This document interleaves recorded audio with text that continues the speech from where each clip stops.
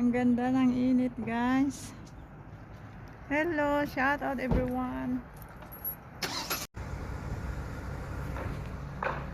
And to this verse, guys, Jeremiah 29:11. For I know the plans I have for you, declares the Lord Jesus. Plans to prosper you and not to harm you, plans to give you hope and a future. Tumino yung iyong asawa, maging tapat siya sa iyo, hindi dahil gusto mo, makukuha mo. Amen? It does not mean that when you want something, you will get it. Hindi dahil may ambisyon ka, may pangarap ka, agad-agad makakamtan mo ito. Halimbawa, gusto mong mag-abroad para naman kahit paano makatulong ka sa inyo. Pero hindi dahil naiisip mo, pinapangarap mo, ginugusto mo, makakapunta ka agad sa abroad. Hindi po ba? Hindi dahil gustong-gusto mo nang tumino yung iyong asawa, maging tapat siya sa iyo, bumalik yung dati niyong masayang pagsasamahan, na mangyayari yun. Hindi po ba? Hindi dahil gusto mong gumaling, agad kang gagaling. Yung kagustuhan, yung pangarap, yung ambisyon, isang sangkap lang yan ng tagumpay. Tandaan niyo po, may tatlong sangkap ang tagumpay. There are three ingredients in order to be successful in life. One is to have a wishbone. Second is to have a backbone. Third is to have a funny bone. Wishbone, ibig sabihin, yung iyong pinapanaginip, yung iyong pinapanalangin sa Diyos. Hindi masama ang magkaroon ng ambisyon.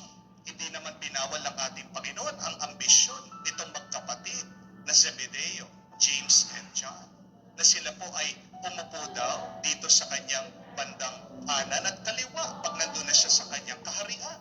Pero ano ang sabi ng ating Panginoon? Kaya nyo kaya? Matitiis nyo kaya? Dahil higit dun sa kagustuhan natin, kailangan pagtiyagaan natin. Kailangan maging matatag tayo. Kailangan magsumikap tayo. Kailangan pagpaguran natin yung ating kagustuhan. That is what having a backbone is. Kung meron kang gustong makuha, kailangan buhatin mo. Kailangan matatag ang iyong mga balikat, matatag ang iyong buto. Dahil kung gusto mo lang ang isang bagay, pero hindi mo pinagpapaguran, nananaginip ka lang. Tandaan niyo po yan. You only have wishful thinking. You are only dreaming when you want something and yet you do not work for it. Having a backbone means you learn to persevere. You learn to be patient in suffering.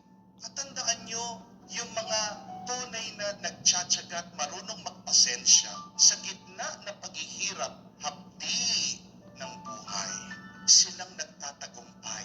That is the second ingredient to success.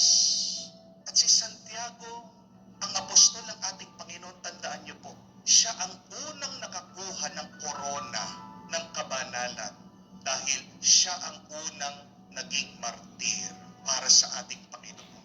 Tiniis niya na patayin siya. Tiniis niya na pinahirapan siya. Hindi lang niya ginusto na malapit sa ating Panginoon, pinatunayan pa niya. The question is, can you prove that you really want it? Or is it just wishful thinking? Baka nananaginip ka lang.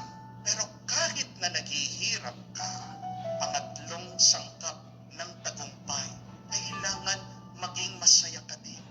You also need a funny bone. Dahil kung ang buhay ay puro lang pagtitiis at walang tuwa, ano po yan? Hindi po ba pagdurusa lang? Hindi po ba parusa lang? Tayo ay ginawa ng Diyos dito sa mundo. Hinayaan niya na umiral dito sa mundo. Hindi lang para masaktan, pero para maranasan ang kabutihan na kanyang nilalang. Be happy. Enjoy life. In the midst of your challenges, in the midst of the sufferings of life. Sa gitna ng iyong pag-asam, ng panaginip o ambisyon, kahit na mahirap,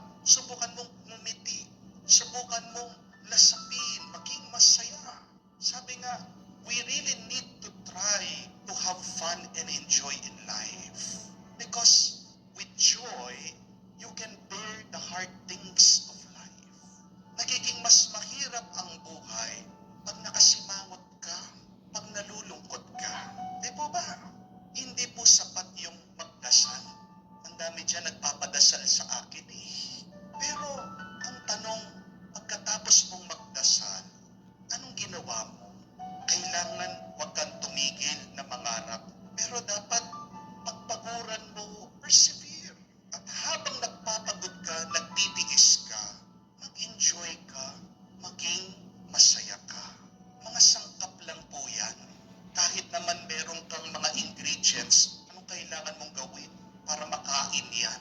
Kailangan mong paluto sa cook, sa marunong magluto. Hindi dahil meron kang mga ingredients, ilalagay mo sa supot, pagkatapos i-shake mo, tada! Ganun lang po ba kadali ang merong pagkain? Hindi po. May proseso yan. At kung hindi marunong ka nagluluto, pangit ang lasa.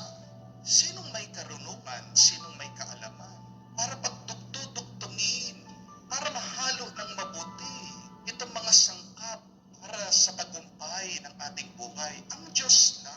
Kaya nga, pagkatapos mong magkaroon ng pangarap, pagkatapos mong pagpagura, at masaya ka na ginagawa ito, huwag mong kalimutan na ipahawak mo naman sa Diyos.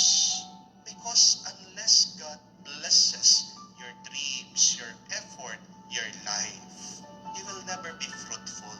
You will never be successful.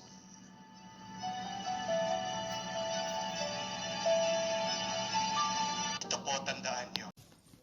Thank you for watching.